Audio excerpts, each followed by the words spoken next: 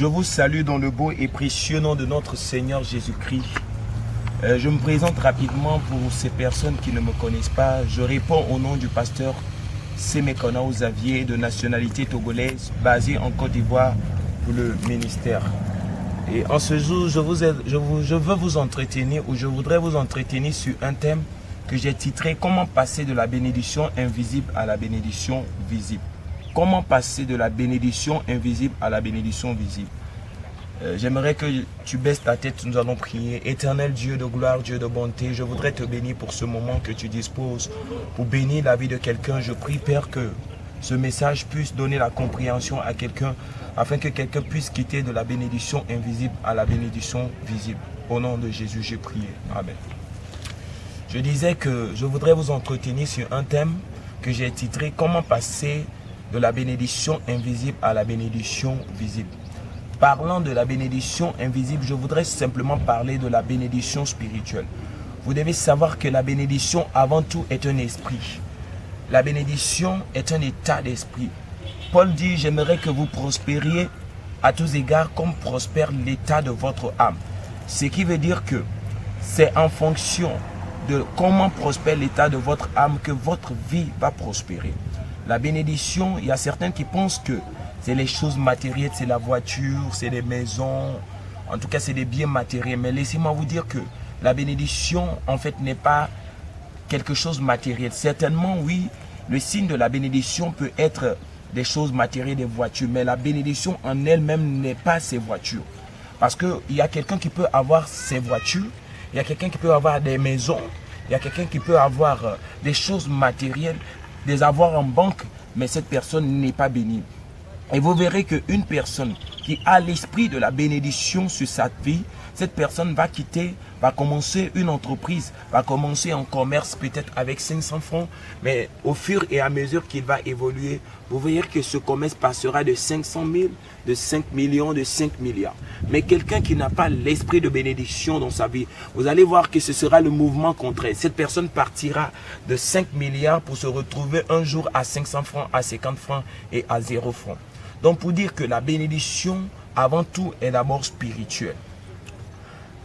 La bénédiction vient du mot bénédicta, qui veut dire simplement parole bien dite. C'est pourquoi vous verrez que lorsque Isaac devait bénir son fils Jacob à la place d'Ésaü, vous avez compris que Isaac n'a pas donné des biens matériels, n'a pas donné ses troupeaux à son fils, mais Isaac a donné des paroles de bénédiction. Isaac a commencé à prononcer des paroles de bénédiction sur son fils. Et Dieu, quand Dieu devait bénir Adam et Ève, Dieu ne leur a pas donné des choses matérielles, mais la Bible dit Dieu les bénit, il déclarait des paroles sur leur vie. Donc la bénédiction n'est pas les choses matérielles, mais la bénédiction d'abord est un esprit.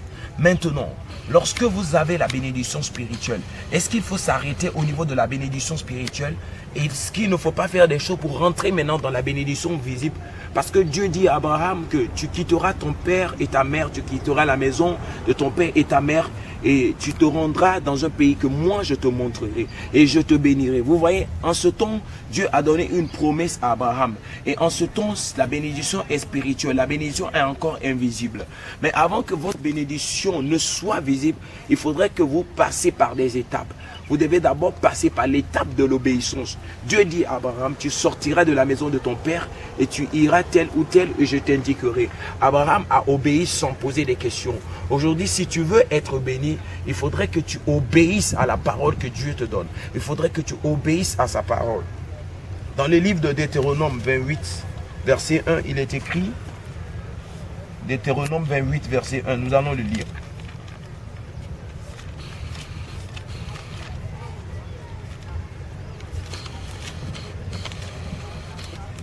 Deutéronome 28, verset 1.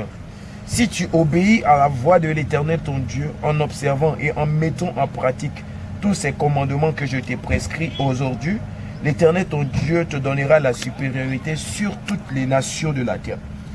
Voici toutes les bénédictions qui se répandront sur toi et qui seront ton partage. Simplement ici, on comprend que la bénédiction est conditionnée. Avant que Dieu ne commence à prononcer des paroles de bénédiction, Dieu a commencé à dire, si tu obéis à la voix de l'Éternel ton Dieu, Abraham avait obéi à la voix de son Dieu en quittant la maison de son père. C'est en ce temps que Dieu l'a béni.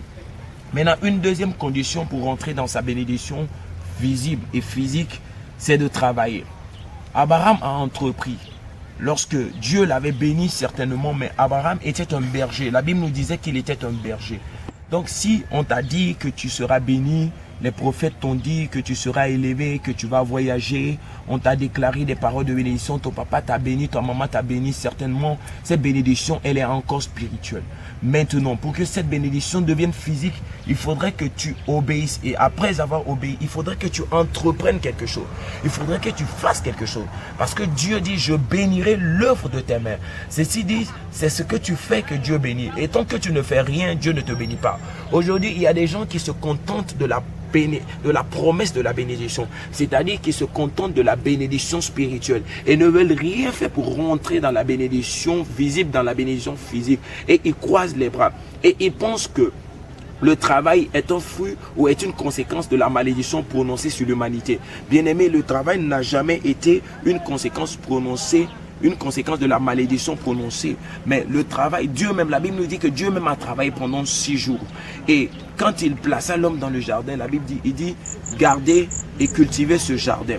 Donc tout simplement, vous devez travailler avant d'entrer dans votre bénédiction. Vous devez entreprendre quelque chose. Vous devez faire quelque chose. C'est à partir de cela que vous serez bénis. Je crois que dans les prochains moments, des prochains enseignements qui vont venir, je vais vous dire encore d'autres choses que vous allez faire pour pouvoir rentrer dans votre bénédiction visible, dans votre bénédiction physique. Que l'Éternel Dieu vous bénisse au nom de Jésus. Amen.